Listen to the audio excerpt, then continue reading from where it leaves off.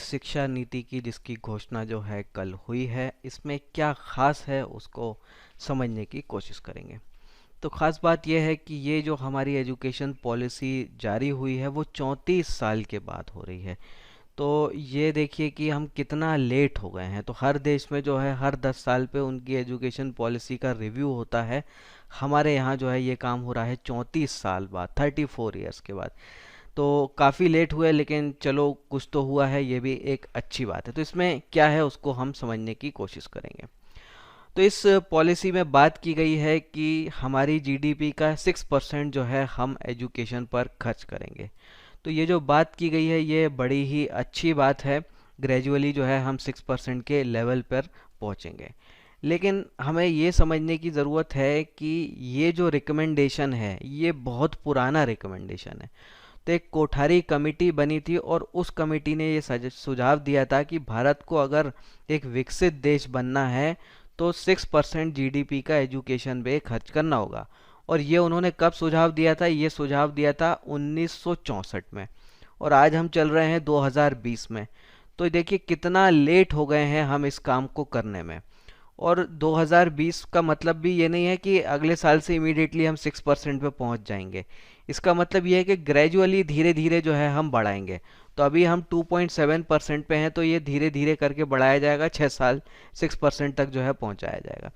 तो ये काम जो है बहुत ही लेट हो रहा है, लेकिन हो रहा हो, ये भी एक अच्छी बात है। अब जरा हम समझें कि हम कहाँ पर हैं इस समय। तो अब अगर हम एक्चुअल में अगर 6% ऑफ जीडीपी स्पेंड करने लगेंगे एजुकेशन में, तो हम जो है डेवलप्ड देशों की कैटेगरी में आ जाएंगे, क्योंकि वो भी जो है इतना ही खर्च करते हैं। अब देखिए हमारा एक पड़ोसी देश है भूटान। वो देश भी अपने यहाँ एजुकेशन पर कितना खर्च करता है? 7.5%।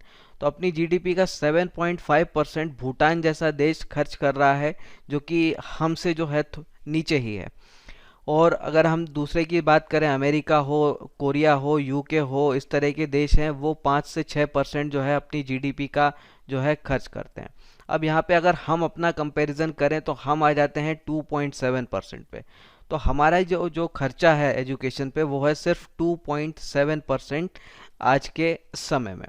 तो ये 6% तक जाएगा, ये बहुत ही खुशी की बात है। अब जो अच्छी बात एक और की गई है इस एजुकेशन पॉलिसी में वो ये कि मीडियम ऑफ इंस्ट्रक्शन जो है 5वीं क्लास तक जो है वो होगा मदर टंग में, यानी कि जो भी हमारी क्षेत्रीय भाषा है उसमें ही जो है बच्चों को पढ़ाया जाएगा 5वीं क्लास तक। तो ये एक बहुत ही बढ़िया बात है। तो दुनिया में कोई भी ऐसा देश नहीं होगा जो दूसरे की देश की भाषा में पढ़कर विकसित देश बना हो। तो दुनिया का हर देश जो है वो अपनी मातृभाषा में ही पढ़ता है। फ्रांस वाले फ्रेंच में पढ़ते हैं, जापान वाले जापानी में पढ़ते हैं, जर्मनी वाले जर्मन में पढ़ते हैं। तो आप कोई भी देश लें, चाइना जो है वो भी चाइनीज़ में पढ़ते हैं। तो कोई भी देश लें, वो कहाँ अपनी ही भाषा में पढ़ते हैं। अब अपनी भाषा में पढ़ने का फ़ायदा ये होता है कि हमारी समझ जो है वो ज़्यादा बढ़ती है और साथ में हमारी क्रिएटिविटी भी बढ़ती है। अब आप खुद सोचिए कि हमें छोटी क्लासों में रटा दिया जाता था कि twinkle twinkle little star, Johnny Johnny. अब बच्चे को तो पता ही नहीं होता था कि कौन ट्विंकल कौन जॉनी, कुछ नहीं पता होता। साइंस वाइंस की भी चीज़ें उसको बता दी जाती थी, वो बस बेचारा इंग्लिश में जैसे तैसे रट लेता था, एग्ज़ाम में जाके लिख आता था, पास हो जाता था। लेकिन उसके दिमाग में एक्चुअल में चीज़ें नहीं जाती। हम खुद जो है इसी दौर से गुजरे हुए हैं। हमने भी जब छोटी क्लासों में चीज़ें पढ़ी हैं तो हम खुद भी जो है चीज़ों को बस रट के ही पास हुए हैं, समझ के नहीं हुए हैं। तो ये मदर टंग वाली जो चीज़ आ रही है ये बहुत बढ़िया रहेगी और देश में बच्चों में जो है क्रिएटिविटी को बढ़ाने का काम करेगी। और एक जो छोटा बच्चा होता है वो सिर्फ एक अपनी मातृभाषा ही जानता है और उस पर आप दूसरी भाषा में ज़बरदस्ती रटाते हो तो उसके दिमाग पर बहुत ज़्यादा बोझ होता है। तो ये बोझ जो है कुछ कम हो जाएगा, ये बहुत ही बढ़िया बात है। अब एक और अच्छी बात जो है इस एजुकेशन पॉलिसी में की गई है वो ये कि जो हमारा डिग्री वाला कोर्स है उसको एक मल्टी ईयर अप्रोच में जो है वो डिवाइड किया जाएगा। तो अभी हमारा सिस्टम क्या होता है कि जैसे 3 साल का कोई मान लेते हैं ग्रेजुएशन कोर्स है, तो कोई बंदा अगर 2.5 साल उस कोर्स को पढ़ता है, अच्छा खासा करता है, सारे एग्ज़ाम भी निकालता है, लेकिन किसी कारण से 2.5 साल बाद अगर वो छोड़ देता है तो उसका एफर्ट ज़ीरो हो जाता है क्योंकि उसको डिग्री नहीं मिलती। तो उसका काम जो है ख़त्म हो जाता है यहाँ पे, मतलब पूरा बर्बाद हो जाता है। तो ये चीज़ को जो है अब बदला जाएगा। तो कोर्स जो है अब इस प्रकार से होंगे कि फर्स्ट ईयर आपने कंप्लीट कर लिया, यानी कि आपने सर्टिफिकेट वाला काम कंप्लीट कर लिया, तो इसके बाद अगर कोई ड्रॉप भी कर रहा है तो 1 साल का सर्टिफिकेट तो उसको मिलेगा ही। वैसे ही अगर उसने 2 साल पूरे कर लिए हैं तो वो एडवांस डिप्लोमा के लिए एलिजिबल हो जाएगा। वैसे ही 3 साल कर लेता है तो वो बैचलर डिग्री के लिए एलिजिबल हो जाएगा। और चौथा साल जो है पूरा कर लेता है तो बैचलर डिग्री विद रिसर्च का जो है उसको डिग्री जो है मिल जाएगी। तो यानी क्या होगा कि अब यहाँ से बीच में अगर कोई किसी भी कारण से ड्रॉप आउट होता है तो उसकी लाइफ बर्बाद नहीं होगी, उसका जो है कैरियर जो है खराब नहीं होगा। तो जितने साल उसने काम पूरा कर लिया है उतने लेवल तक का उसको सर्टिफिकेट मिल जाएगा, और इसके बेसिस पे जो है वो जॉब्स के लिए भी जो है एलिजिबल रहेगा। तो ये एक बहुत ही अच्छी बात जो है इस एजुकेशन पॉलिसी की है, और इससे जो है बहुत सारे लोगों पर जो है बहुत अच्छा असर पड़ेगा। कई लोग जो हैं वो कई कारणों से, आर्थिक कारण होते हैं अधिकतर सम केसों में, उनके कारण जो है अपने वो कोर्स हैं जो वो पूरे नहीं कर पाते, डिग्री का हो डिप्लोमा का हो। तो ऐसे लोगों का जो है काफ़ी ज़्यादा भला हो जाएगा इस नए बदलाव से। अगली अच्छी चीज़ जो इसमें की गई है वो ये कि 6वीं क्लास से जो है प्रोग्रामिंग या कोडिंग जो है बच्चों को सिखाई जाएगी। तो भविष्य में जो है आर्टिफिशियल इंटेलिजेंस जैसी चीज़ों की वैल्यू जो है बहुत बढ़ेगी। तो हमको अपने देश को अगर एक आईटी में सुपर पावर बनाना है, और सुपर पावर ऐसा कि हम यहाँ पे इनोवेशन करें, ना कि जो है मजदूरी वाला काम करें, तो माइक्रोसॉफ्ट गूगल जैसी कंपनी हम खुद खड़ी खड़ी करें, ना कि उनमें जो है काम करने वाले लोग पैदा करें। तो एक अच्छा इनोवेशन कंप्यूटर साइंस की फील्ड में जो है शुरू होगा, क्योंकि बच्चों को जो है 6वीं क्लास से ही जो है प्रोग्रामिंग के बेसिक्स जो है वो सिखाए जाएंगे। तो ये भी एक बहुत बढ़िया चीज़ जो है इस एजुकेशन पॉलिसी की है। अब एक और एजुकेशन पॉलिसी की एक और फीचर जो है वो ये कि एक सरकार जो है संसद में एक बिल पेश करेगी।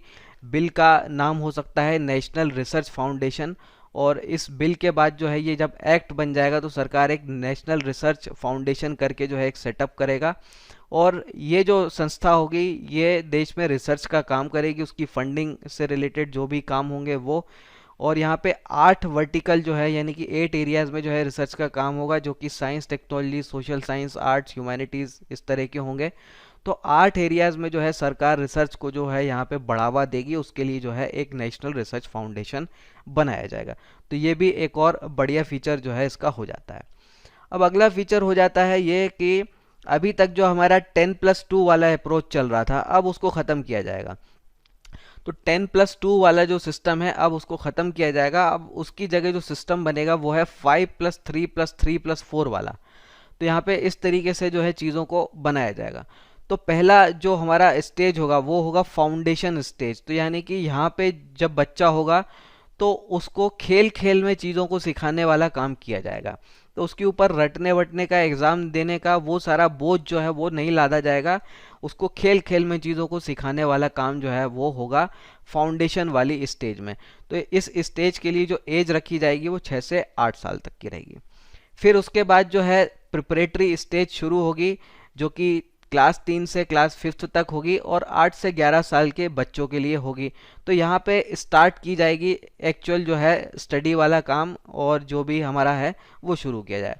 फिर जो है तीसरी स्टेज होगी 6 से 8 क्लास वाली, 11 से 14 साल के बच्चों के लिए, और ये जो है एक्सपेरिमेंटल लर्निंग वाली चीज़ जो है होगी, यानी कि लोगों को, बच्चों को जो है एक्सपेरिमेंट के साथ जो है साइंस और मैथ्स जो है वो सारी चीज़ों को सिखाया जाएगा। तो इस तरीके से जो है ये थर्ड स्टेज जो होगी। फिर फाइनल स्टेज होगी सेकेंडरी स्टेज, जो कि होगी 4 साल वाली स्टेज। यहाँ पे 9 से 12th क्लास तक का काम होगा और 14 से 18 वाली एज रहेगी। तो यहाँ पे जो है बच्चे अपने जिस एरिया में उनको इंटरेस्ट है वो सारे सब्जेक्ट जो है अपनी रुचि के हिसाब से चुन सकते हैं, और उसके हिसाब से जो है वो वहाँ पे पढ़ाई कर सकते हैं। तो ये एक नया जो ब्रेकअप किया है ये भी बहुत बढ़िया ब्रेकअप है, एक सिस्टमेटिक तरीका है। अभी हमारे सिस्टम में ये प्रॉब्लम है कि अगर 10th तक कोई बच्चा बहुत बढ़िया है, तो अधिकतर बच्चे 10th में जो मैथ्स में अच्छे होते हैं, साइंस में अच्छे होते हैं, उनको लगता है कि हम वाकई इसमें अच्छे हैं। लेकिन जैसे ही वो 11th में जाता है तो उसकी हालत ख़राब हो जाती है, क्योंकि 11th में एकदम से जो है वो बहुत सारी किताबों का बोझ एकदम से आ जाता है। अब जैसे 10th की आप देखेंगे मैथ्स की किताब कितनी पतली है, और 11th की देखेंगे तो उससे 4 गुना मोटी एकदम से हो जाती है। तो बच्चे के लिए 11th में चीज़ों को हैंडल करना बड़ा मुश्किल होता है। और हम में से अधिकतर जो है मैथ साइंस वाले खास तौर पे इस चीज़ को समझते होंगे कि 11th क्लास जो है मैक्सिमम लोग फर्जी तरीके से ही पास करते हैं और मैक्सिमम स्कूल जो है वो फर्जी तरीके से ही पास करवाते हैं। तो ये सारी चीज़ों में जो है सुधार होगा, तो यहाँ पे इम्प्रूवमेंट जो है आने वाले समय में हम देख सकते हैं। फिर जो है एक और अच्छा फीचर जो है इस पॉलिसी का ये है कि अब जो है सब्जेक्ट्स का एक रिजिड सेपरेशन नहीं होगा, यानी कि जैसे अभी हमने बना दिया कि आर्ट्स करके एक सेक्शन बना दिया, मैथ्स करके एक बना दिया, साइंस करके बना दिया, इस तरह से हमने जो सेगमेंट बना रखे हैं तो उसी सेगमेंट में जो है बच्चा काम कर सकता है, पढ़ सकता है। अब ये नहीं रहेगा। तो अब किसी बच्चे की इच्छा है कि वो मैथ्स के साथ आर्ट्स भी पढ़ ले तो वो पढ़ सकता है, फिजिक्स के साथ जो है वो बायोलॉजी भी पढ़ ले, मैथ्स भी पढ़ ले तो वो कर सकता है। तो वो अपनी इच्छा के अनुसार जो है सब्जेक्ट्स को चूज कर सकता है। वो एक फ्लेक्सिबल अप्रोच जो है उसको दिया जाएगा। तो ये भी एक बहुत बढ़िया जो है बात हो जाती है इस एजुकेशन पॉलिसी की। अगला जो फीचर है इस पॉलिसी का वो ये है कि हर एग्ज़ाम के लिए जो यूनिवर्सिटी लेवल के हैं उनके लिए एक कॉमन एंट्रेंस एग्ज़ाम होगा और ये एग्ज़ाम जो है पूरे देश भर के लिए वैलिड होगा। यानी कि हर राज्य के लिए आपको अलग अलग एग्ज़ाम देने की ज़रूरत नहीं है। तो कई बार बच्चे जो है उनको मजबूरी में एक राज्य का, फिर दूसरे राज्य का, फिर तीसरे राज्य का एग्ज़ाम देना पड़ता रहता है। तो वो चीज़ की अब ज़रूरत नहीं पड़ेगी। आपका एक एग्ज़ाम जो है पूरे देश भर के लिए वैलिड रहेगा। तो देश भर की कहीं भी यूनिवर्सिटियों में आप जो है एडमिशन ले पाएंगे इस एग्ज़ाम के सारे। तो दो तीन चीज़ों को छोड़ के जो है हर जगह जो है ये कॉमन एंट्रेंस एग्ज़ाम वाला सिस्टम जो है वो लागू किया जाएगा। अगला फीचर जो इसका है वो ये है कि क्षेत्रीय भाषाओं में जो है ई कोर्सेज बनाए जाएंगे। तो ई कोर्सेज यानी कि जिसको आप मोबाइल से भी एक्सेस कर सकें, लैपटॉप कंप्यूटर से भी एक्सेस कर सकें, इस तरह के ई कोर्सेज बनाए जाएंगे। और ये ई कोर्सेज होंगे क्षेत्रीय भाषाओं में, यानी कि किसी भी क्षेत्र का व्यक्ति हो, भले ही वो अंग्रेजी जानता हो या ना जानता हो, वो भी पढ़ सके, वो भी शिक्षित हो सके, उस तरह के जो है ये कोर्स बनाए जाएंगे। तो ये भी एक बहुत बढ़िया बात रहेगी इस एजुकेशन पॉलिसी की। अब कुछ शॉर्ट में कुछ और फीचर्स जो ऐड किए गए हैं उनको समझने की कोशिश करें। तो कुछ सरकार ने टारगेट रखे हैं कि 2030 तक जो है देश के हर बच्चे को जो है हम स्कूल में दाखिला मिले, ऐसा हमारा लक्ष्य है। अभी भी कई लोग जो है जो स्कूल में नहीं पहुंच पाते, तो वो जो है उसको सुधारा जाएगा। बाल वाटिका जो है बनाई जाएंगी 5 से 6 साल तक के बच्चों के लिए, जिसको हम प्री स्कूल बोल सकते हैं। और ये जो है गाँव में भी बनाई जाएंगी, आंगनवाड़ियों में भी बनाई जाएंगी। कुछ स्पेशल एजुकेशन जोन बनाए जाएंगे, तो ये भी एक अच्छी बात है। साथ में जो है जो बच्चों का जो रिजल्ट आता है, जो उनका स्कोर कार्ड बनता है, उसमें बदलाव किए जाएंगे। तो यहाँ पे आर्टिफिशियल इंटेलिजेंस का इस्तेमाल किया जाएगा, ये जो है ऐसी बात सरकार ने की है। साथ में जो है छोटे बच्चों के लिए, यानी कि जो प्राइमरी ग्रेड के हैं, उनके लिए महीने में 10 दिन जो है नो बैग डेज होंगे, यानी कि उनको बैग लेकर जाने की ज़रूरत नहीं होगी। इस तरह से जो है वो सिस्टम बनाया जाएगा। फिर जो है जो कि गिफ्टेड चिल्ड्रन है, यानी कि जो फिजिकली जिनके जो चैलेंज्ड हैं, उनकी ज़रूरतों का ध्यान रखा जाएगा और उनके लिए कुछ विशेष सुविधाएं जो है हर जगह दी जाएंगी। तो ये भी अपने आप में एक बहुत बड़ा फिगर है। एक्चुअल में जो रिपोर्ट जो है वो ये कहती है कि फिजिकली चैलेंज जितने बच्चे हैं उनमें से 80% बच्चे जो है वो पढ़ लिख नहीं पाते, और उसका कारण ये है कि उनको स्कूलों में जो है दाखिला नहीं मिल पाता है। तो कोई अगर इस तरह का स्पेशल बच्चा है, वो नॉर्मल स्कूल में जाता है, तो नॉर्मल स्कूल वाले उसको एडमिट नहीं करते, उसको भगा देते हैं। वैसा ही जो है उसके साथ कॉलेजों में भी होता है। तो खुद सरकार की ये रिपोर्ट कहती है कि 80% बच्चे जो हैं जिनके साथ इस प्रकार की समस्याएं हैं, वो शिक्षा से वंचित रह जाते हैं देश में। तो यहाँ पे अगर सरकार इसके लिए कुछ कर रही है तो ये भी एक बहुत बढ़िया बात हो जाती है। फिर सरकार ने जो बात की है कि लोकल लैंग्वेज में जो चीज़ें होंगी, ये भी एक अच्छी बात है। और स्कोर कार्ड को जो है वो इम्प्रूव किया जाएगा, तो वो भी एक अच्छी बात है। फिर जो है टीचर्स की क्वालिटी इम्प्रूव करने के लिए भी जो है सरकार ने कुछ यहाँ पे बात की है कि 4 साल का बीएड जो है वो मैंडेटरी हो जाएगा 2030 तक, यानी उसके बिना आप टीचिंग वाला जॉब नहीं कर पाएंगे। हर टीचर को भी जो है 50 घंटे की साल में ट्रेनिंग लेनी पड़ेगी, उसके परफॉर्मेंस को भी जो है वो रिव्यू किया जाएगा। साथ में हर राज्य में जो है एक स्टेट स्कूल स्टैंडर्ड अथॉरिटी बनाई जाएगी, जो स्कूलों का जो है रेगुलर इंस्पेक्शन करेगी और उसके हिसाब से तय करेगी कि किस स्कूल में कितनी फ़ीस लगनी चाहिए। तो अब अपनी मन मर्जी से कोई स्कूल अगर कोई भी फीस ले रहा है और उस प्रकार की सुविधाएं नहीं दे रहा है तो उस चीज़ पर जो है अंकुश लग सकता है भविष्य में। तो ये भी एक अच्छा प्रोविज़न है। और साथ में मिनिस्ट्री ऑफ एजुकेशन के नाम से अब जानी जाएगी, ministry of human resources development. तो ये जो मिनिस्ट्री बनाई गई थी 1983 में राजीव गांधी ने बनाई थी, ताकि देश के बच्चों में जो है विकास हो, उनका जो है एजुकेशन लेवल बढ़े, स्किल लेवल बढ़े। पर ऐसा कुछ हुआ नहीं, स्वयं राहुल गांधी का भी नहीं हुआ। तो चीज़ें जो है एक्चुअल अच्छा इम्प्लीमेंटेशन हो नहीं पाता है। अब इस एजुकेशन पॉलिसी को जैसे हमने देखा, बहुत अच्छे फीचर्स हैं इसमें, देख के सुन के हमें बड़ा अच्छा लगता है, हमें लगता है कि देश में बड़े क्रांतिकारी बदलाव आ जाएंगे। पर यहाँ पे कुछ सवाल खड़े होते हैं। तो पहला सवाल, जैसे कि सरकार बात कर रही है कि 5वीं क्लास तक जो है अब मदर टंग में ही पढ़ाया जाएगा, क्षेत्रीय भाषाओं में भी पढ़ाया जाएगा, 8वीं क्लास तक के लिए भी जो है वो ऑप्शन दिया जाएगा। अब लेकिन आप ये जो बात करते हैं तो ये काम होना चाहिए टॉप डाउन वाला सिस्टम। इस तरीके से जब वो हम काम कर रहे हैं उसके रिजल्ट नहीं मिलेंगे। क्यों नहीं मिलेंगे? जैसे हम समझें, हमारे देश का सुप्रीम कोर्ट है, वो सिर्फ इंग्लिश में काम करता है। हमारे देश के हाई कोर्ट हैं, वो सिर्फ इंग्लिश में काम करते हैं। तो वैसे ही अगर हम देखें, हमारे यहाँ नॉर्मल जो इंफ्रास्ट्रक्चर है, नॉर्मल जो चीज़ें चलती हैं, उनको अगर हम देखें, आप अगर इंश्योरेंस लेते हैं तो उस इंश्योरेंस का जो डॉक्यूमेंट आपको मिलता है वो पूरा इंग्लिश में होता है, तो आम आदमी उसको समझ ही नहीं पाता है, लंबा चौड़ा आपको दिया दिया। बैंक हो, म्यूचुअल फंड हो, कोई भी तरह का हमारा बिल आता है वो भी पूरा इंग्लिश में होता है।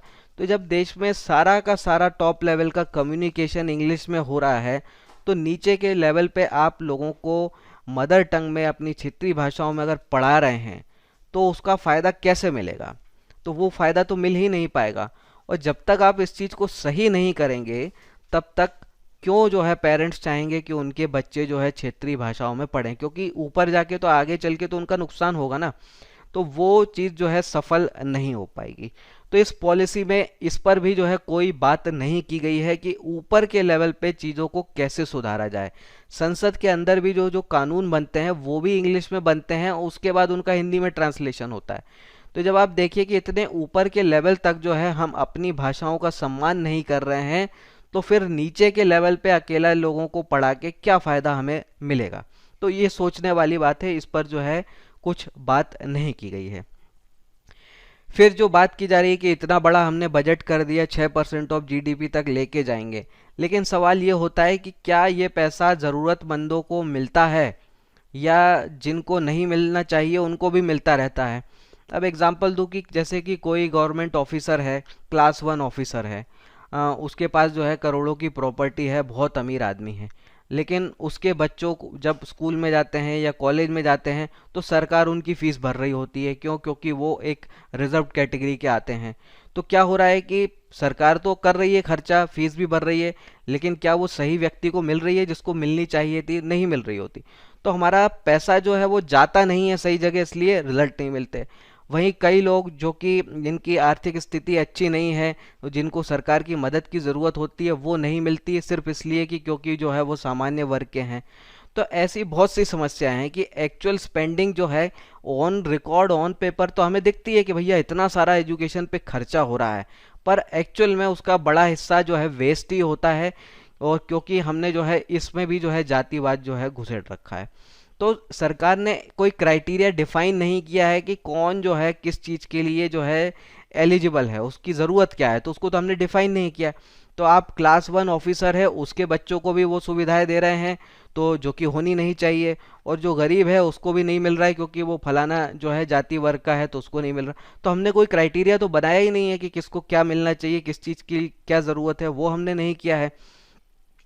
तो ये हमें समझने की ज़रूरत है। साथ में जो फिज़िकली चैलेंज बच्चे हैं तो उनके लिए आपको विशेष सुविधाएं देनी चाहिए कि रैंप बने, लिफ्ट बने, उनके आने जाने के लिए जो है बसें तक जो है लो फ्लोर की हों। तो ये सारी चीज़ें हमारे यहाँ कुछ भी नहीं है, तो हम सामने वाले की ज़रूरत को नहीं समझते हैं और उसके हिसाब से जो है पॉलिसी नहीं बनाते हैं। साथ में जो है सिलेबस के ऊपर जो है कोई ख़ास बात नहीं की गई है इस पॉलिसी में कि सिलेबस जो है किस तरीके से अपडेट किया जाएगा, क्या नए चेंजेस किए जाएंगे। तो हमारा जो सिलेबस है अभी, एजुकेशन सिलेबस है, एक्चुअल में जो अंग्रेज़ों का बनाया हुआ वही चल रहा है।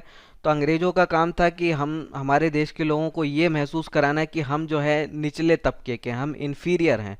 तो वही चीज़ अभी चल रही है। तो जैसे अगर आप हिस्ट्री की किताबें पढ़ेंगे देश में, तो तो 90% जो सिलेबस है वो किस पर फोकस्ड है, वो अंग्रेजों ने जो किस तरीके से हम पर राज किया आपको उसकी कहानी बताई जाएगी। किस तरीके से मुगलों ने, अफगानों ने, तुर्की ने, पुर्तगालियों ने, फ्रांस ने भारत पर हमला किया और कई एरिया पे राज किया, तो उन सारी चीज़ों पर फोकस रहेगा। और बाकी हार्डली 10% सिलेबस में आपको दिखेगा कि मौर्य साम्राज्य की बात हो रही हो, गुप्ताओं की बात हो रही हो, चोलाओं की बात हो रही हो, तो उनकी तो बात जो है वो हार्डली 5-10% होती है। तो हमारा जो सिलेबस है वो इस तरह का है कि वो हमें ऐसा फील कराए कि भाई हम कमज़ोर हैं, हम इन्फीरियर हैं, हम जो है छोटे लेवल के हैं। ऐसा सिलेबस जो है हमारा आज भी है। तो इसको सुधारा जाएगा कि नहीं सुधारा जाएगा, इस पर जो है कोई बात नहीं की गई है। साथ में जो है प्रैक्टिकलिटी कितनी होगी उसको भी समझने की ज़रूरत है, तो वो भी जो है इस पर बात नहीं की गई। अब उदाहरण के लिए बात करूं कि इलेक्ट्रिकल इंजीनियरिंग करके कई लोग पास आउट हो जाते हैं, लेकिन उनसे एक छोटा सा फ्यूज़ जोड़ने का कह दिया जाए तो वो काम नहीं हो पाता। हमारे खुद के कॉलेज में जब मैं कंप्यूटर साइंस में इंजीनियरिंग करता था तो हमारे प्रोफेसर जो पीएचडी करे होते थे उनसे कंप्यूटर फॉर्मेट करके जो है ऑपरेटिंग सिस्टम इंस्टॉल करने का काम उनसे नहीं होता था। तो क्या होता है कि प्रैक्टिकल अप्रोच वाली चीज़ें जो है हमारे देश में मिसिंग हैं। तो ये इसको कितना इम्प्रूव किया जाएगा उसकी भी बात नहीं की गई है। अब कुछ छोटे छोटे बदलाव जो है बहुत बड़ा इफेक्ट दे सकते हैं। अब जैसे एक बेसिक आयुर्वेद अगर हम सिलेबस में इंक्लूड कर लें तो क्या होगा कि अधिकतर चीज़ें, छोटी मोटी बीमारियों के इलाज जो है आम आदमी खुद ही कर लेगा और उसके लिए दवाई भी नहीं लेना, वो किचन से ही उसको वो सारी चीज़ें जो है अपनी मिल जाएंगी।